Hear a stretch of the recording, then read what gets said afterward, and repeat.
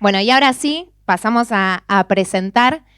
Hoy tenemos la participación de María Cristina Gómez, que es licenciada y profesora de Historia de la UCA, es fundadora de la Red de Educadores Innovadores, finalista del Global Teacher Prize y fue directora del Colegio Internacional Parque de España.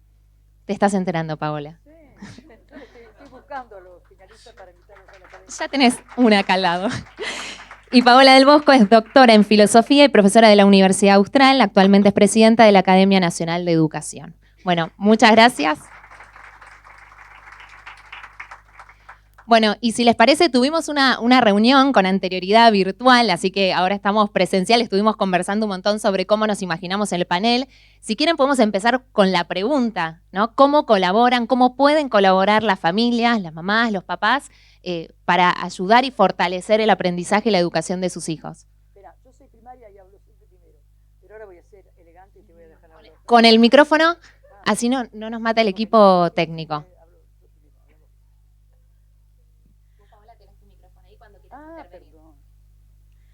Bueno, muchas gracias por la invitación. Sí, esto fue una conversación que tuvimos con Paola, riquísima, así que vamos a tratar de compartirla con todos ustedes.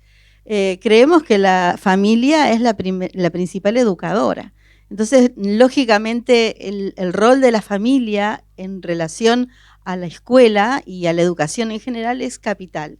Es decir, hemos visto en la pandemia también cómo los chicos que tuvieron el apoyo de sus familias pudieron transitar ese espacio tan dramático para la mayoría de una manera un poco más benigna que aquellos que no tuvieron esos apoyos. Y sabemos que en muchos ambientes hay un nivel de vulnerabilidad que tiene que ver no solamente con condiciones materiales, sino también del contexto. Y entonces eso también refuerza el rol que tiene que tener la familia. Entonces, familia y escuela creemos que efectivamente son el seguro que tiene el chico para poder crecer sanamente, pero también poder desarrollar un proyecto de vida diferente, que le permita, bueno, tener un sueño, que es algo de lo que hablábamos ayer en otro grupo, como vemos que están llegando a veces sin un sueño, algo que no veíamos hace 10 años. Entonces creemos que todo eso es muy importante reforzar, ¿no? Familia y escuela juntos, como socios. Y yo escribí un artículo hace poco que decía justamente que en medio de la pandemia, en un momento la familia y los docentes se volvieron a enamorar. Y creo que ese es el punto, es decir, en ese momento nos dimos cuenta de que era difícil enseñar a nuestros hijos y también nos dimos cuenta de que la familia era muy importante para acompañar la tarea de los docentes.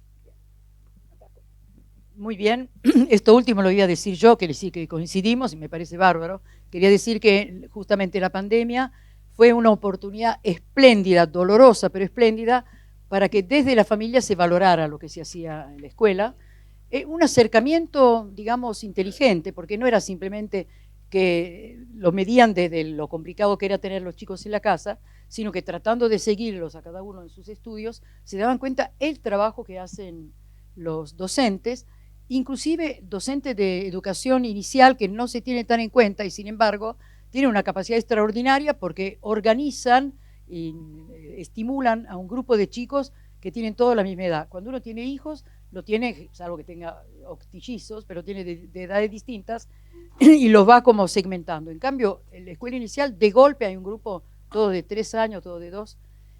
Me parece que ahí aprendimos a valorar más lo que daban por descontado, simplemente por descontado. Ahora, una cosa que me parece interesante, me salta lo filosófico, pero en fin, no, espero que no le corte la digestión. Acabo de leer algo que me encantó, que es una reflexión de un representante de la Escuela de Frankfurt, que decía que en la naturaleza hay un único ejemplo de una responsabilidad no recíproca, que es la responsabilidad del padre con su hijo. Por extensión, podemos decir que esta es la responsabilidad de los adultos respecto de la siguiente generación. Por lo tanto, tanto la familia como los docentes compartimos esta responsabilidad no recíproca, asimétrica, hacia la gente que va creciendo. Y tener responsabilidad significa que lo que hacemos nosotros tiene que ser calibrado perfectamente para impactar en forma positiva, porque eso es un uso responsable del propio poder por adultos. Esto me parece que lo estamos como refrescando. Entonces, ¿cómo ayuda a la familia a la escuela, en qué aporta. Primero, estando atenta, ¿no? Lo primero es estar atento de las buenas intenciones, explicando. Me gustó que en nuestro grupo alguien dijera que si el chico venía, si escuchó que una maestra le habían burlado, se habían hecho burla de ella, que intervino diciendo hay que respetar, porque parte de la enseñanza, parte de la educación, es que cada persona es digna de ser respetada. Más todavía si es alguien que te está atendiendo con su capacidad. Es mucho lo que se puede hacer desde la familia. Yo creo que ahí se supera una especie de, no sé cómo decir, malentendido propio de las escuelas de gestión privada, donde muchas veces las familias se sienten clientes y no padres y madres, y entonces reclaman por lo que pagan que le devuelvan al chico educado, cuando en realidad la tarea de educar no es nada que se pueda comprar. Así que si no hay un trabajo mancomunado, eso no ocurre. Esto también lo hablamos en la reunión que tuvimos virtual, pero muchas veces en los distintos espacios que nosotros compartimos con las familias manifiestan que están preocupadas por la educación de sus hijos, por los aprendizajes, pero también manifiestan que no tienen criterios, que no tienen escalas o que no tienen forma de identificar si sus hijos están aprendiendo o no. ¿De qué manera, vos decías recién estar atentos, ¿no? Sí. ¿De qué manera podríamos estar atentos a los aprendizajes? De lo que es específico de cada enseñanza, estoy pensando particularmente en secundaria, pero no exclusivamente. Es muy difícil que padres y madres tengan todos la capacidad de medir si es bueno lo que les enseñan. Ahora, es bueno estar atentos a ver qué están estudiando nuestros hijos, porque por lo menos lo mismo que uno ha estudiado en el secundario, tendría que haberlo reflejado y en todo caso mejorado, y no torcido, alterado, distorsionado. Vos que estás en historia sabés que la historia, ¿cómo te puedo decir? Cómo la contás te da poder para un lado o para el otro. Así que sin ser especialistas, simplemente por haber transitado por los distintos etapas de la escuela, los padres podrían estar capacitados de verlo. El problema es que tienen poco tiempo y el problema es que muchas veces ven en la escuela solamente la instancia de guardería de lujo, es decir, lugar donde uno deposita a los chicos, y en ese sentido no se ocupan de la educación. Lo digo, digamos, me autoacuso, bueno, mis hijos ya crecieron todos por suerte, terminaron toda la carrera y todo lo demás, pero si uno pudiera mejorar su manera de estar cerca, se haría por ese lado, ¿no? De reconocer el esfuerzo hecho por el otro lado, compensarlo cuando hace falta y en todo caso, si realmente la cosa no funciona, ir a hablar, ¿no? Ir a hablar, porque la escuela también necesita escuchar nuestro parecer, mejor dicho, la escuela o en particular los educadores. Sí, totalmente de acuerdo. Yo creo que hay una cuestión intuitiva que tenemos las familias y merece, bueno, lo que decía Paola, la atención. O sea, un padre atento está viendo si su hijo trabaja o no trabaja, si la carpeta viene con tareas o viene vacía. Y uno dice, ¿y qué están haciendo? Porque podrían estar haciendo un proyecto donde no hay necesidad de escribir, ¿sí? Pero esa mirada atenta es importante para, bueno, para también que los chicos entiendan que la importancia que tiene para la familia la educación y que transiten bien ese espacio. También me parece importante destacar que a veces los que somos docentes o los que tenemos alguna profesión, debemos reforzar el respeto hacia el docente. Porque muchas veces en casa se menosprecia la tarea del docente, porque soy profesora de esto, o soy ingeniera, o porque tengo una determinada calificación profesional, lo que hace el maestro o el profesor es mirado con desdén o criticado en casa. Sabemos que lo que pasa, los chicos aprenden de lo que nos ven hacer. Entonces, cuando yo critico al maestro, estoy, digamos, dándole un mensaje. Entonces, eso luego sigue en la escuela. Entonces, nosotros estamos atravesando en este momento, sobre todo en los segmentos más vulnerables, yo digo una epidemia de violencia, ¿sí? Y eso tiene que ver con que esa violencia, bueno, está asociada a la dificultad de poder transitar, resolver los conflictos a través de la palabra, pero también porque hay violencia en otros ambientes. Entonces, en un hogar que educa, debe el chico adquirir ese respeto y ese amor por la escuela y ese amor por los docentes, más allá de que los docentes o la escuela sean más o menos brillantes, pero debemos recuperar esa idea, eso que pasaba, lo que decía ayer, creo que era Guillermina, cuando decía, bueno, lo que decía la maestra sigue la palabra santa. Es decir, yo puedo tener muchas críticas hacia una colega de historia que enseña mal o tiene una idea diferente, pero nunca la voy a decir adelante de mi hijo, ¿sí? Tengo que conversar eso con la familia, bueno, en la intimidad, y luego, bueno, si no estoy de acuerdo, respetuosamente generar un espacio de conversación en la escuela. Lo que estamos viendo ahora es todo lo contrario, pero hacemos mea culpa, digamos, y creo que es importante que la familia recupere eso. No importa si el docente es bueno, regular o malo, lo que tengo que transmitir es eso, porque lo que se enseña en casa luego va a la escuela.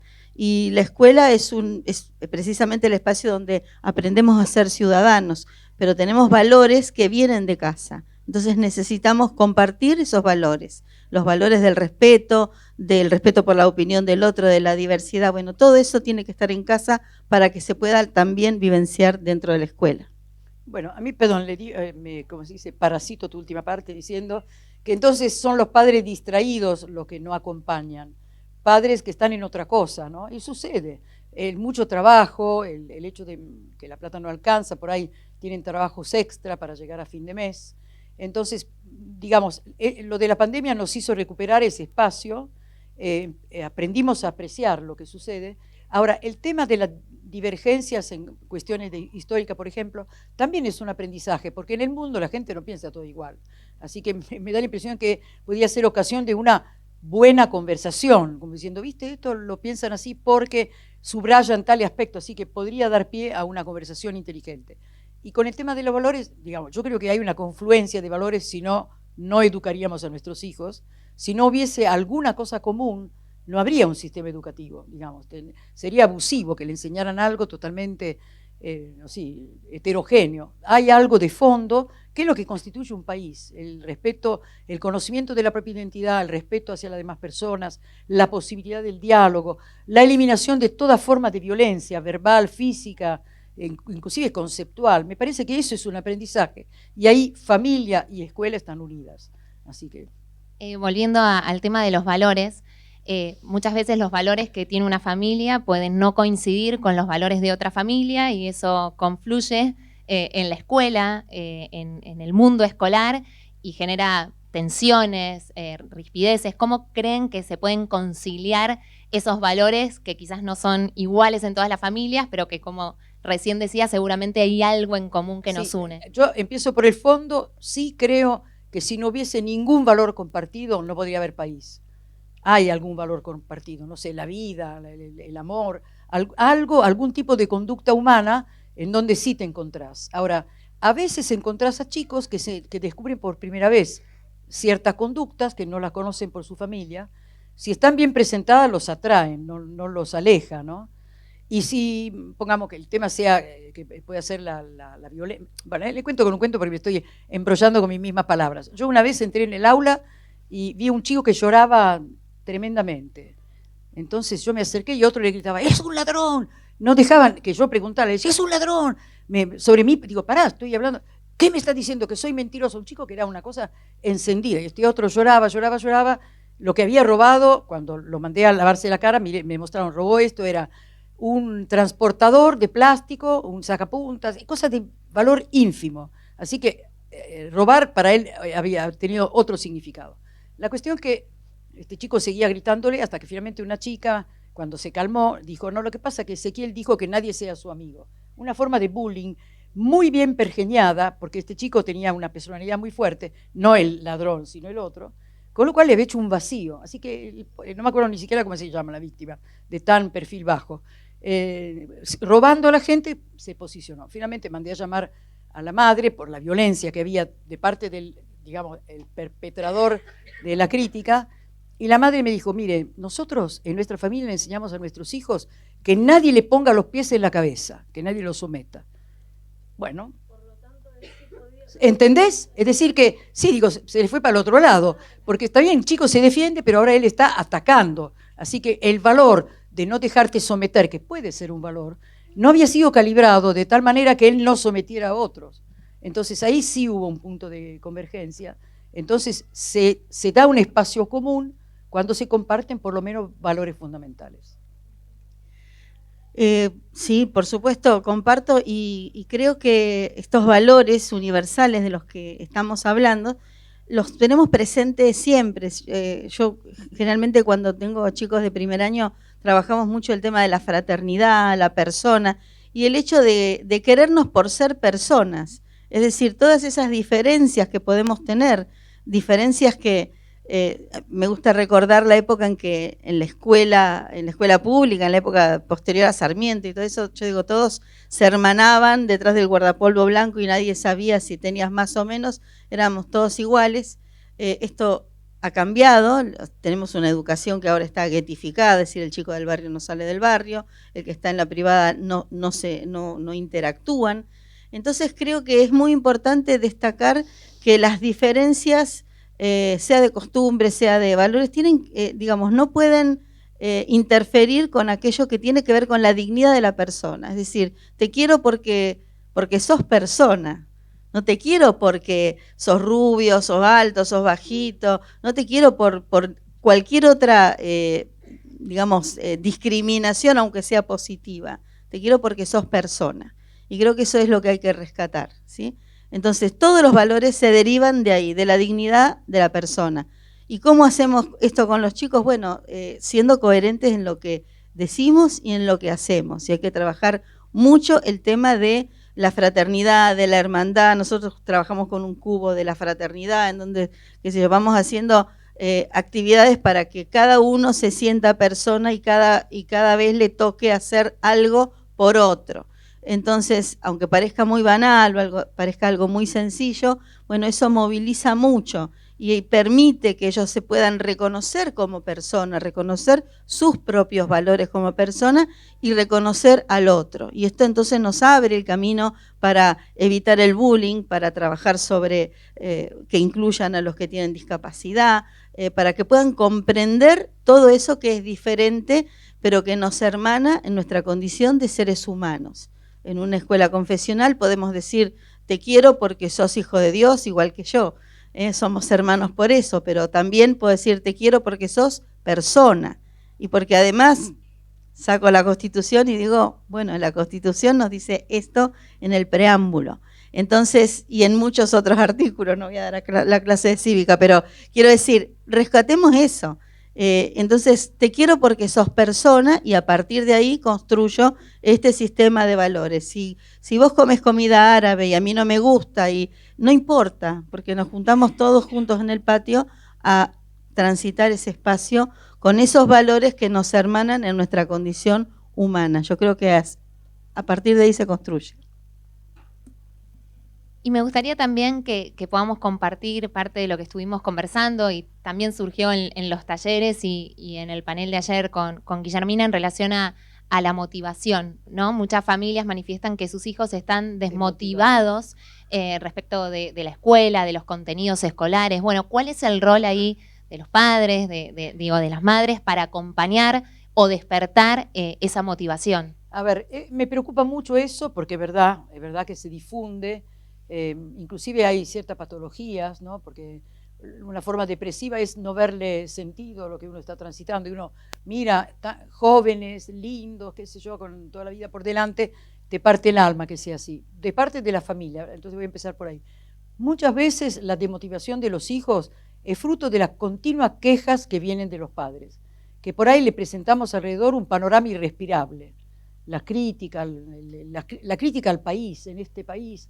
Me acuerdo que una vez una chica ganó un concurso que era una redacción que era sobre Argentina y decía, se titulaba Estoy harta que me digan en este país, en mi país. Empezaba como a rescatar, ¿no?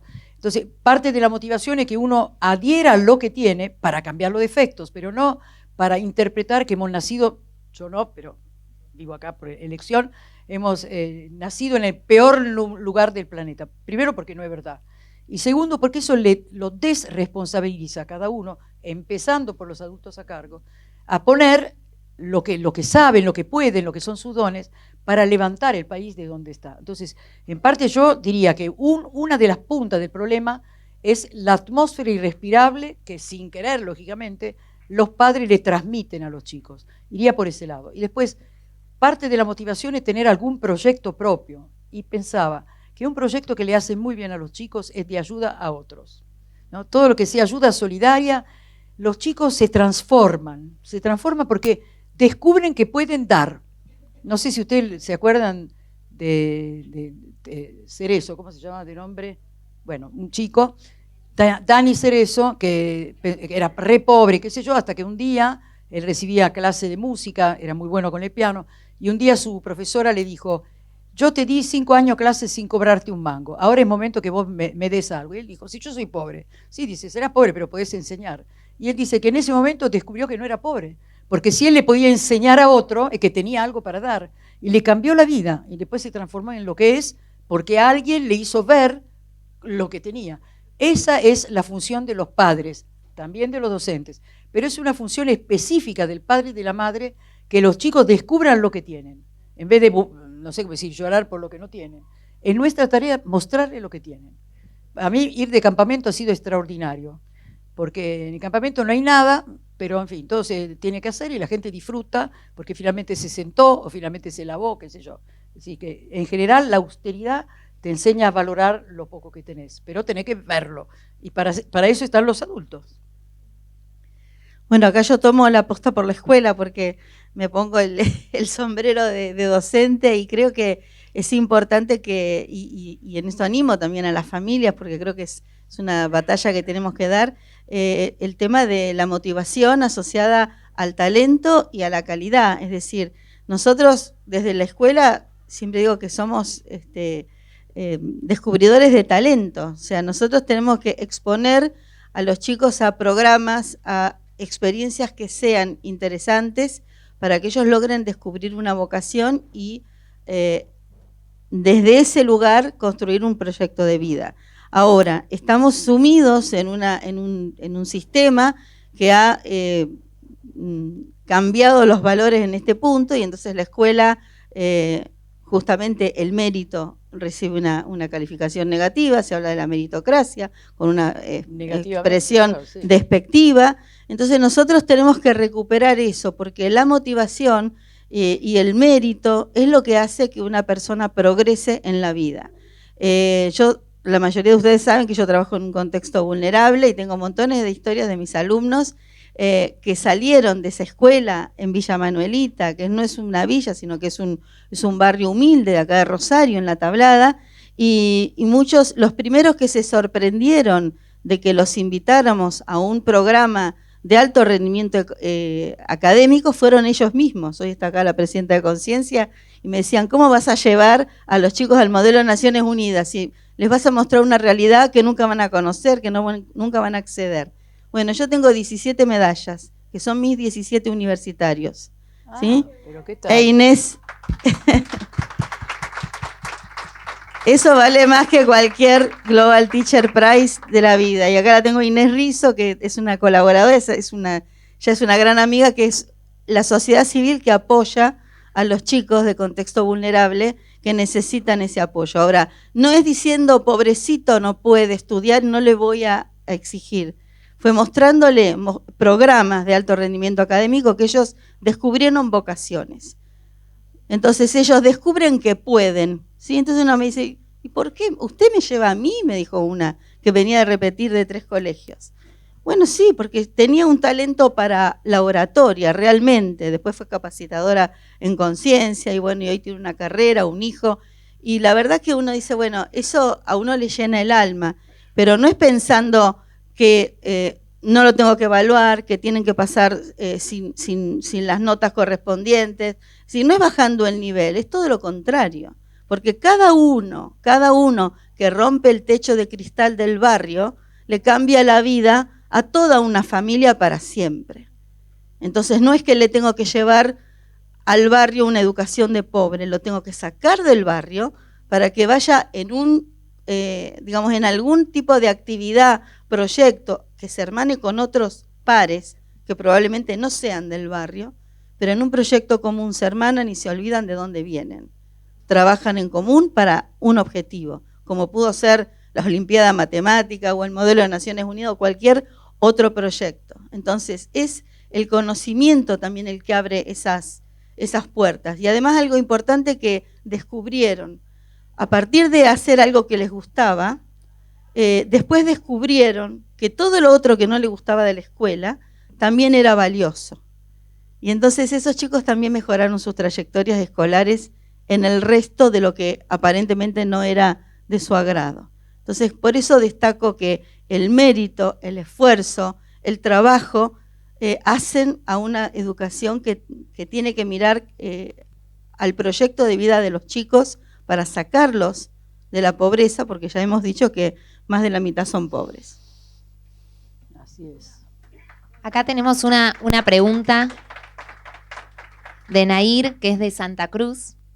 Dice, en cuanto a los padres que no han sido escolarizados y muchos apenas terminaron la primaria y seguramente viven en un contexto donde salen todo el día a buscar la comida para la casa, ¿sería bueno, la pregunta es, ¿sería bueno que ese chico tenga contención en la escuela para tener las mismas posibilidades que los otros chicos?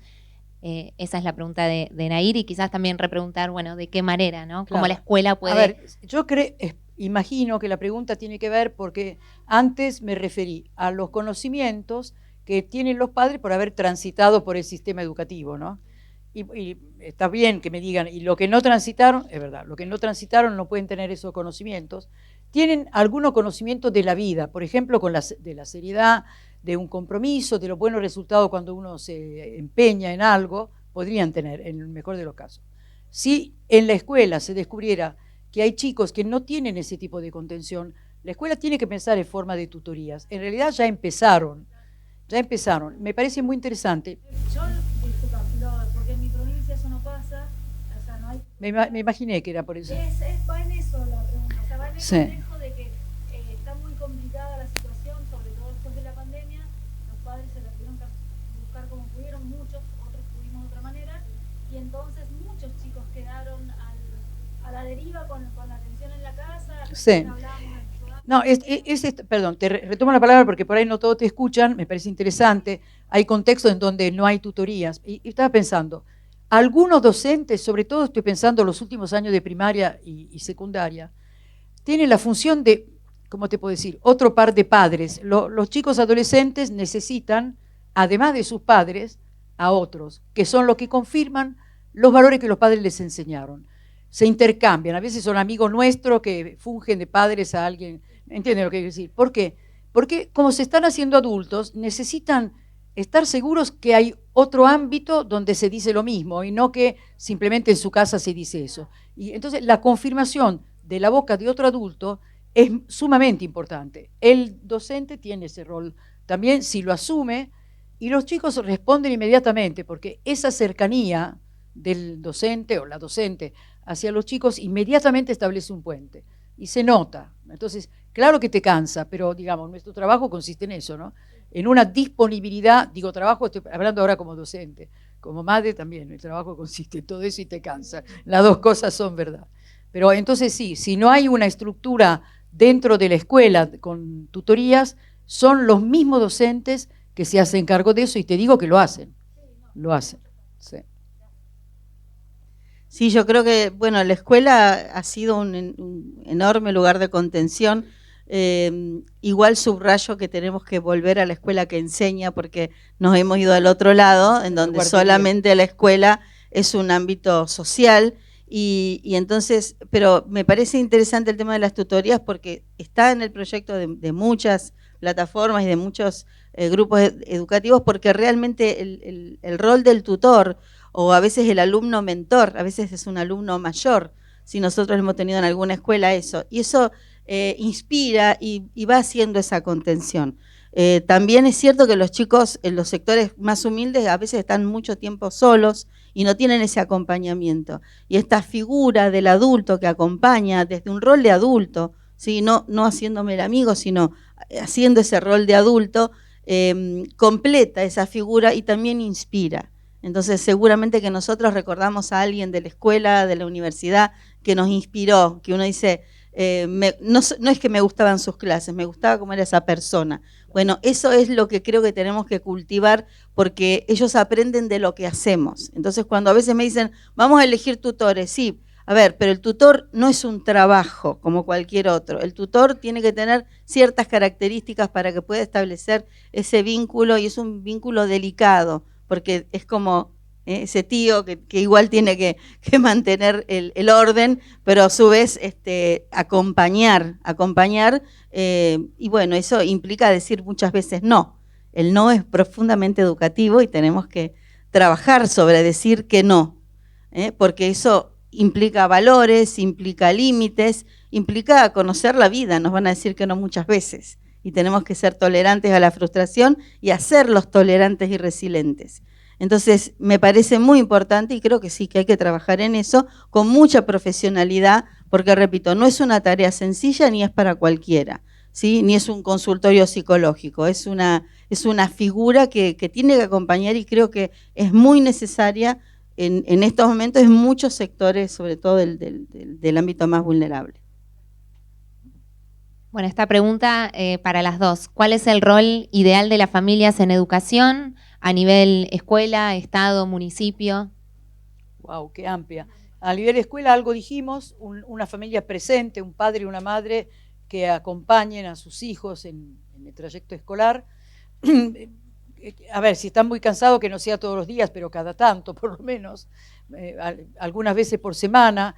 A los chicos les encanta mostrar lo que hacen, sobre todo sus dibujos, pero también alguna composición que fue ponderada o que le costó un esfuerzo.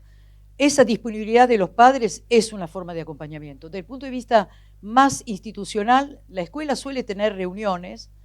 Curiosamente, no van las familias que más deberían ir, eso ya lo sabemos, es un clásico. Cuanto más tienen interés en la escuela, encontrarse con la familia de un chico o una chica que tienen alguna carencia o algún problema, generalmente no se presentan. Pero sí existe el sistema de las reuniones de padres, la gente protesta, pero en general funcionan todavía. A nivel municipal, dijo, o estatal, bien, todos somos ciudadanos, ¿no? Y como padres y madres somos padres y madres de futuros ciudadanos, ya ciudadanos, y necesitamos velar para que vivan en un lugar justo.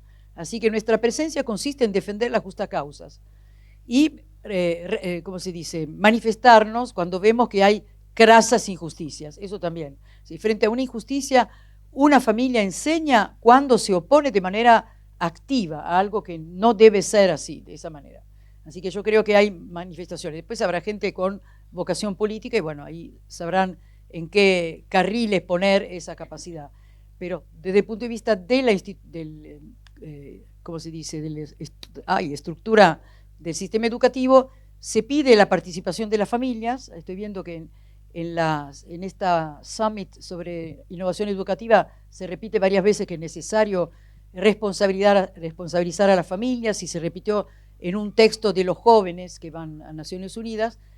Bueno, esta es la presencia. Respondemos haciendo nuestro trabajo como padres y madres, y cuando hay que salir de la casa para reclamar por algo, para recordar algo, para apuntalar algo, bueno, tenemos que hacer esa actividad también, no solamente de palabras, sino también con una presencia fuerte, ¿no?, ahí adentro. Sí, yo me sumo y realmente creo que también hemos hablado en estos días sobre el rol de las familias, y creo que desde el punto de vista de la institución escolar hay que abrir puertas, porque también es cierto que antes de la pandemia fundamentalmente las escuelas querían ver poco a los padres en la escuela, ¿sí? Hagamos mea culpa, lo que han sido directores, una verdad. Sí, o sea, que no vengan los padres, o sea, había como un miedo de la invasión de los padres sobre áreas que la escuela considera que los padres no tienen que intervenir, que tienen que ver con el currículum, con la organización, bueno, con una cantidad de cosas que tienen que ver a veces con el padre demandante, pero otras veces yo creo que había un miedo cierto de que la escuela tenía miedo de la invasión de territorio de los padres sobre la escuela.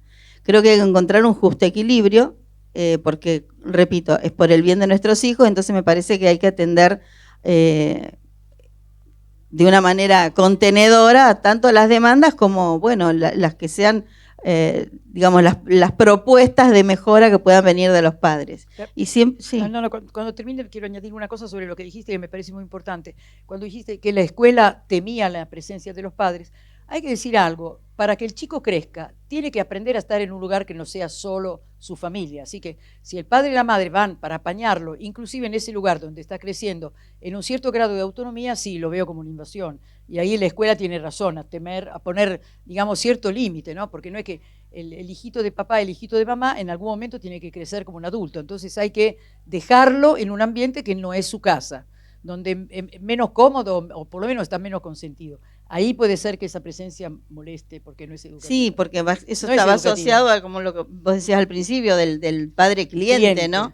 Entonces, pero básicamente creo que era eso. Y creo que hay que encontrar un camino intermedio, un camino en donde los padres sean padres y hablen desde el rol del padre, si la escuela hable y haga lo que sabe. Ahora, es cierto que también ya en otros niveles municipales, bueno, más en instancias de gobierno, creo que lo que estamos viendo en Familias por la Educación, y creo que es algo auspicioso pensar en que los padres puedan tener algún tipo de mirada, participación en lo que tiene que ver con la política educativa. ¿Por qué digo esto? Porque a veces nos encontramos con que se sanciona una ley de la cual los padres no saben nada y nos encontramos con que en esa ley los papás no están presentes, ¿sí? Por ejemplo, en Santa Fe. Media sanción tiene nuestra ley. Entonces, es muy importante pensar que tenemos un rol y tenemos algo que decir, porque nosotros, nuestros hijos son nuestros, no se los entregamos al Estado, ¿sí? Sino que el Estado tiene un rol muy importante que debe asumir, pero junto con la familia, no dejando fuera a la familia, porque tenemos unos valores que compartimos. Entonces, la familia es efectivamente una institución social, pero no solo una institución social, ¿sí? Es un derecho constitucional la educación, no un derecho social. Si yo digo que es un derecho social, la rebajo de categoría. La educación es un derecho constitucional. Por eso, como ciudadano, como decía Paola, exijo lo que debo exigir como ciudadano. Entonces, creo que esa vigilancia también tiene que estar en orden a qué se sanciona, a qué se dice en la política pública, qué leyes llegan al Congreso. ¿Estoy de acuerdo con eso que nuestros representantes van a hacer? Bueno, creo que ese es un rol muy importante para incidir en la política educativa. Y las asociaciones surgidas de la pandemia, los padres organizados, creo que tienen ahí un camino por delante muy importante para hacerse oír de alguna manera más institucionalizada. Pero creo que es muy, muy importante. Gracias. Bueno, ya estamos casi a tiempo. Me gustaría, quedaron un montón de preguntas, seguramente, bueno, podemos continuar ya sea en el encuentro o en otros espacios. Si quisieran dar un mensaje de esperanza, ¿no? Hoy están reunidas familias de muchísimas provincias y ¿qué les dirían a esas familias, ¿no? Recién hablamos, todos tenemos algo para dar. Bueno, ¿qué pueden dar las familias, ¿no? Por la educación de sus hijos y por la educación del país. Sí, yo, perdón, ya les expliqué que soy primaria, así que contesto enseguida. Trato de frenarme, pero no siempre me resulta. Un mensaje de esperanza. Primero, que hay cosas buenas que se pueden hacer desde la casa, ya, que apuntalan el trabajo hecho en la escuela, que es primero el interés, preguntar lo que están haciendo, añadir a lo que están haciendo algo. Si están haciendo algún tipo de experimento, proveer en la casa los elementos para que ese experimento se pueda hacer en la casa. A mí, por ejemplo, ya no con mis hijos, pero con mis nietos, me funcionó magníficamente un experimento con imanes. No te puedo decir, estoy frenándome para no ir, una cosa increíble. Una tarde sin televisión, gracias a unas esferas imantadas y a limadura de hierro, maravilloso. Y eso lo habían visto en la escuela y habiéndolo visto en la casa le reforzás cosa que ven ahí. Así que lo primero que podemos hacer es estar en consonancia. La escuela enseña algo, en la familia se retoma, o en la casa se enseña algo y lo llevan a la escuela.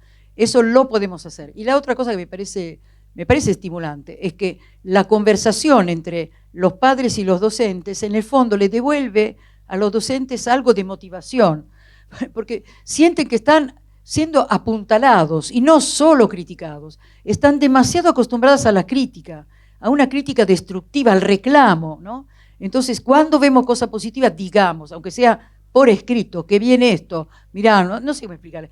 Yo, como docente, si fuera docente de nivel de primaria, me gustaría tener algún feedback. Cada tanto lo reclaman muy bien y cada tanto lo podemos dar. Y si es a nivel secundario, es menos frecuente, pero también ahí sirve muchísimo ver que los chicos están aprendiendo algo. La esperanza es ver que transitan un camino de crecimiento. Si lo vemos, tenemos que decirlo.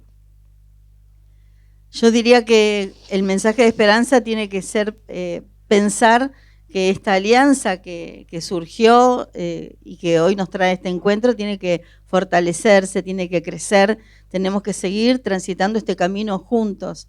El mundo de la educación, el mundo de las familias en general, y tratar de fortalecerlo, porque en el centro están todos los chicos de la Argentina, y creo que eso es un trabajo que los debe seguir poniendo en el centro.